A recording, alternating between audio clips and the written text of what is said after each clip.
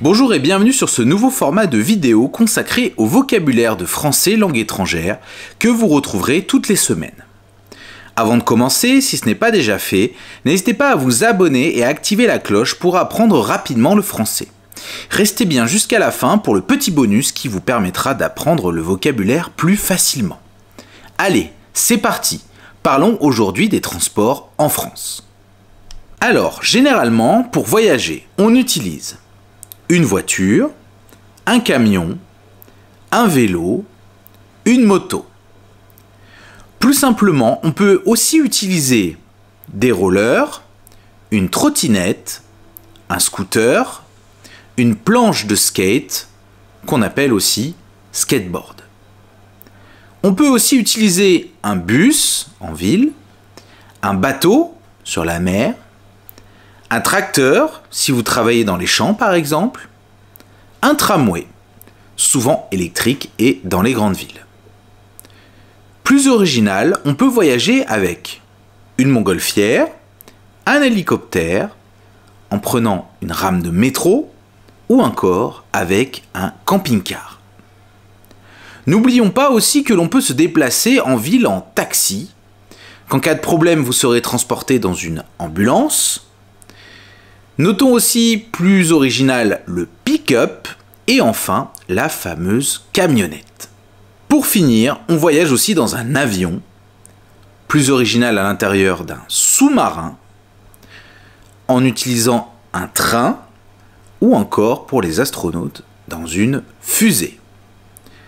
Revenons ici sur le train et précisons un peu. Il existe différents types de trains. Le train traditionnel, le TGV qu'on appelle train à grande vitesse et qui relie les grandes villes entre elles, et enfin le train de marchandises qui, comme son nom l'indique, sert à transporter principalement des matériaux. Comme vous le voyez ici, le train arrive en gare, les voyageurs attendant généralement sur le quai. Alors bien sûr, il y a les panneaux d'affichage des horaires des trains qui pourront vous aider, ainsi que le numéro des voies ou du quai où vous attendez votre train. Notons aussi que le train possède des wagons qu'on appelle aussi voitures et qui sont numérotés eux aussi. À l'intérieur, vous avez aussi des places numérotées selon ce qu'il y a d'inscrit sur votre billet de train. On y trouve ainsi votre nom, prénom et catégorie, le numéro de train, le prix du billet ainsi que la destination, votre gare de départ et d'arrivée, ici Paris-Nantes. N'oubliez pas aussi qu'avant de partir, il faudra composter votre billet à la borne dédiée et qu'il vous faudra montrer votre billet au contrôleur du train. Précisons aussi un peu de vocabulaire concernant l'avion. Les pilotes se trouvent dans la cabine, les réacteurs sont sous les ailes de l'avion, la queue désigne l'extrémité de l'avion, donc l'arrière, les hublots sont situés au niveau des voyageurs pour regarder le ciel, et enfin la soute à bagages stocke, comme son nom l'indique, les bagages. Vous prenez donc l'avion à l'aéroport. Les avions attendent sur les pistes et la tour de contrôle gère le trafic aérien et les atterrissages et décollages. Les passagers montent dans l'avion généralement au niveau du hub d'embarquement. Bien sûr, à l'aéroport, il ne faudra pas oublier vos bagages et vous les faire enregistrer avant l'embarquement. Vous trouverez là aussi toutes les informations sur le panneau d'affichage de l'aéroport, notifiant les départs et les arrivées.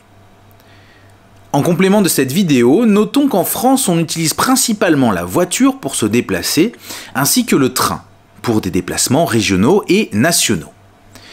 L'avion pour les déplacements internationaux. De plus, on utilise beaucoup le covoiturage, ce qui est le plus intéressant au niveau qualité-prix.